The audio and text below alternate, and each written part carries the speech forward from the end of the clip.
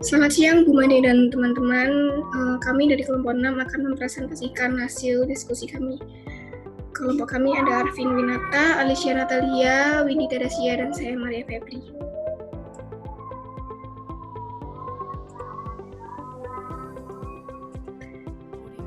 Diketahui kurva permintaan gandum Indonesia D sama dengan 100 min 2P. Kurva penawaran gandum S sama dengan 20 plus 2P. Harga gandum dunia sama dengan $10. Tarif impor gandum sama dengan $5. Tentukan surplus konsumen dan produsen saat keseimbangan. 2. Besarnya impor gandum sebelum tarif. 3. Dampak tarif terhadap kesejahteraan. 4. Gambarkan kondisi tersebut. Yang pertama, diketahui QD sama dengan 100 min 2P. P demand sama dengan 50 min 0, Q. Q supply sama dengan 20 plus 2P. P supply sama dengan 0,5 min 10. Ditanya surplus konsumen dan surplus produsen pada saat equilibrium. Jawabannya equilibrium terjadi pada saat QD sama dengan QS. 100 min 2P sama dengan 20 plus 2P. 100 plus 20 sama dengan 2P plus 2P.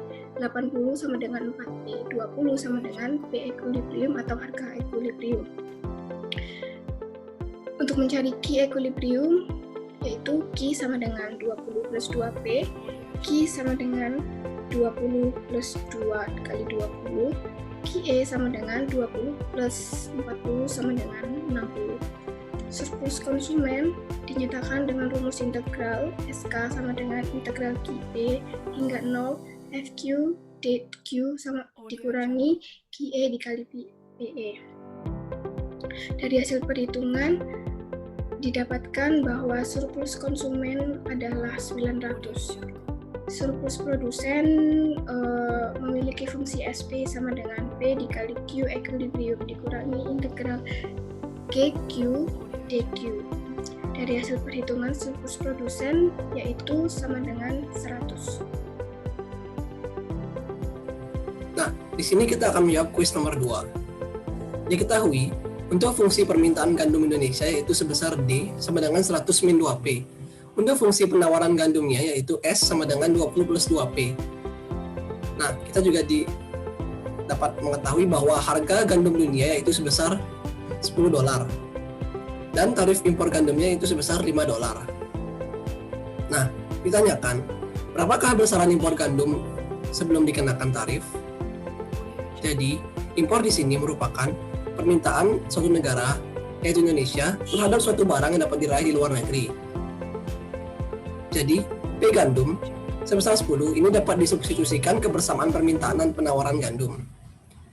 Bisa kita lihat di sini bahwa fungsi permintaan gandum Indonesia itu sebesar QD sama dengan 100 min 2P. Kita asumsikan bahwa ketika P atau harga sebesar 0, maka kuantitas yang akan didapatkan itu sebesar 100. Sedangkan ketika P atau harga sebesar 50, maka kuantitas yang akan kita dapatkan sebesar 0.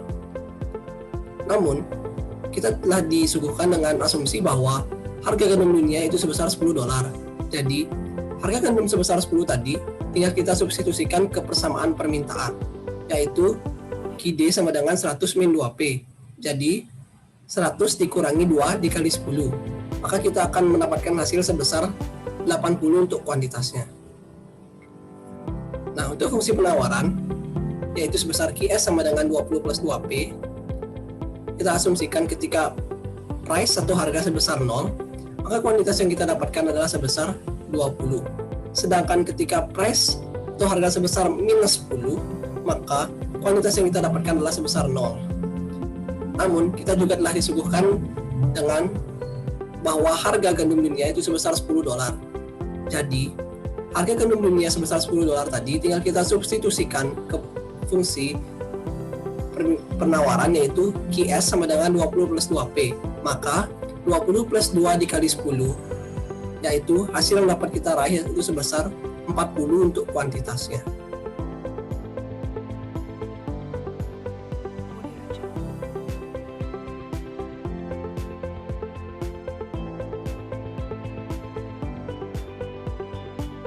Yang ketiga, dampak tarif pada kesejahteraan. Tarif ini diterapkan dengan harapan dapat meningkatkan pendapatan negara, yaitu dengan mendorong ekspor dan melindungi sektor produksi tertentu dari persaingan di luar negeri. Kebijakan tarif impor telah berdampak terhadap distribusi pendapatan di antara pelaku pasar. Berkurangnya surplus konsumen meningkatkan surplus produsen serta adanya kerugian sosial akibat terjadinya efisiensi produksi dan efisiensi ekonomi, seiring dengan besarnya tingkat tarif yang diberlakukan. Akan tapi, penerimaan pemerintah akan meningkat seiring dengan meningkatnya tarif yang diberlakukan, dan setelah mencapai equilibrium akan mengalami penurunan dan berlawanan arah dengan kenaikan tarif. Secara umum dapat dilihat, kebijakan tarif impor telah mengurangi kesejahteraan masyarakat. Agar komoditas tetap mempunyai daya saing, maka efisiensi biaya produksi perlu ditingkatkan, sehingga besarnya tarif impor berangsur-angsur bisa dikurangi sampai titik nol. Dengan demikian, tingkat kesejahteraan masyarakat yang optimal bisa tercapai. Walaupun tarif impor dapat berdampak positif terhadap perkembangan neraca perdagangan, tetapi pemerintah tidak bebas untuk menaikkan tarif impor tersebut untuk memproteksi barang dalam negeri, karena dengan adanya perdagangan global, maka banyak sekali aturan-aturan tertentu yang tidak dapat dilanggar oleh suatu negara untuk menaikkan tarif itu. Indonesia sebagai negara berkembang juga membutuhkan banyak barang impor yang tidak bisa diproduksi sendiri di negara ini. Sehingga pemerintah memberikan kebijakan tarif impor untuk membatasi impor suatu barang. Tapi di sisi lain, pemerintah memberikan tarif impor terhadap suatu barang, tetapi tetap membelanjakan barang tersebut dengan royal atau tanpa batasan. Nah, selanjutnya, untuk yang terakhir, di kuis keempat ini, saya akan memperlihatkan bagaimana kurva atau gambar kurva terbentuk dari persoalan di atas.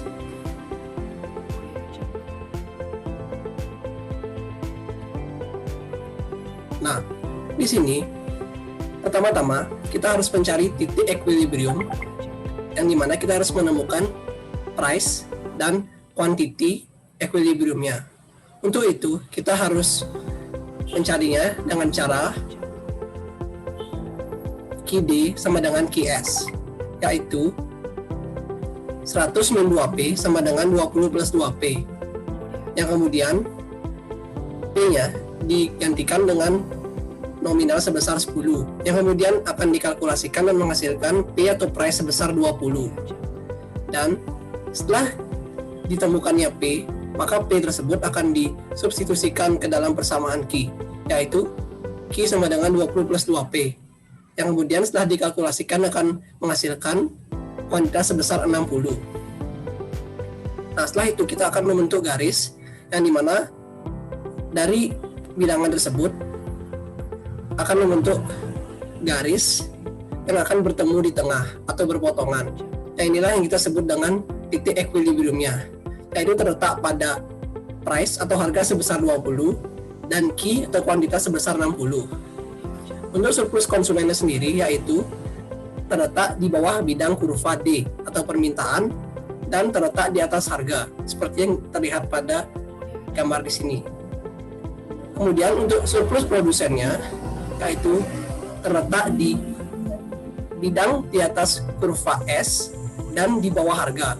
Yang bisa kita lihat yaitu terletak di sini, SP.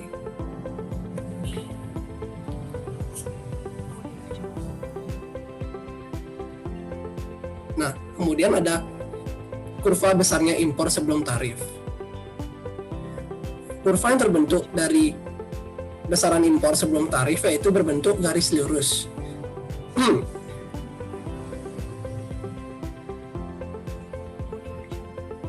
Sekian presentasi dari kelompok kami.